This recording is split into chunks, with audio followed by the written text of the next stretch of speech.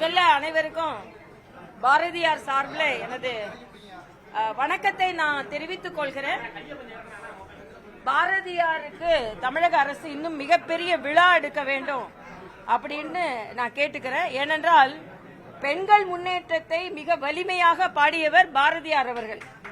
பெண்கள் முன்னேற்றத்தை குறிக்கும் பொழுது, பெரியாரை குறிக்கும் பொழுது காட்டும் அக்கறை பாரதியாரை குறியீடாக காண்பிப்பதில் இவர்கள் அக்கறை காண்பிப்பது இல்லை. அதனால் நிச்சயமாக இன்று பெண்கள் முன்னேற்றி இருக்கிறார்கள் என்றால் நிமிர்ந்த நன்னடை, நேர்கொண்ட பார்வை என்று பெண்களுக்கு சொல்லிக் கொடுத்த பாரதியாருக்கு முக்கிய பங்கு இருக்கிறது. ஆனால் அதே நேரத்தில் நான் ஏற்கனவே அங்க பேட்டி கொடுத்துட்டேன், நல்லாவே கொடுத்தேன். அதனால ஏன்னா பெண்களுக்கு எதிரான ஒரு ஆட்சியாக இருக்கிறது. ஏனென்றால் பெண்களுக்கான பொருளாதார பட்ஜெட் பிரிவையே ஏற்படுத்தவில்லை. அதனால கைத்தறியில் உள்ள பெண்களுக்கு சரியான நிதி ஒதுக்கீடு இல்லை, விவசாயிகள வேலை செய்யும் பெண்களுக்கு நிதி ஒதுக்கீடு இல்லை, பெண்களின் பாதுகாப்பு மிகப்பெரிய கேள்விக்குறியாக இருக்கிறது. அதனால் பெண்களை உயர்த்தி பிடிக்க வேண்டும் என்று சொன்ன பாரதியாரை வணங்கிவிட்டு பெண்கள் தமிழகத்தில் இன்னும் பாதுகாப்பாக இருப்பதற்கு அரசாங்கம் ஏற்பாடு செய்ய வேண்டும் என்று நான் கேட்டுக்கொள்கிறேன்.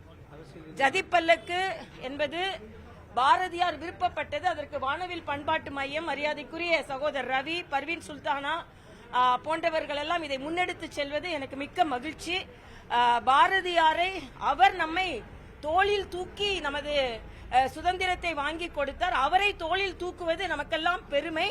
இந்த ஜதிப்பல்லக்கு இன்னும் மிகப்பெரிய விழாவாக, அரசாங்கம் ஒரு துணை புரிகின்ற விழாவாக, அத்தனை பேரும் அமைச்சர்கள் எல்லாம் கலந்து கொள்ளும் விழாவாக, ஏன் முதலமைச்சர் கூட கலந்து கொள்ளும் விழாவாக இந்த விழா அமைய வேண்டும். இன்னும் பெருகி இந்த விழா இன்னும் மிக, ஏனென்றால் பாரதியாரின் ஒரு தனிப்பட்ட விருப்பம் இது, அவர் நடந்து வந்த பாதை இது. அதனால் இந்த நிகழ்ச்சி இன்னும் பெரிதாக ஆர்வலர்கள் மட்டும் இப்பொழுது நடத்தி கொண்டிருக்கிறார்கள். ஆட்சியாளர்களும் இதை நடத்த வேண்டும் என்று நான் கேட்டுக்கொள்கிறேன். முதலமைச்சர் அவர்கள் நான் சந்திக்கவில்லை என்று சொல்கிறார். தன் குடும்பத்தை சார்ந்த யாராவது சந்தித்து, நானோ என் குடும்பத்தை சார்ந்தவரோ சந்திக்கவில்லை என்று சொல்ல வேண்டும். அதுதான் இன்று தமிழக மக்களின் விருப்பமாக இருக்கிறது. அது எனக்கு தெரியாது. நான் என்னமோ நான் கூட போன மாதிரி சொல்றீங்க.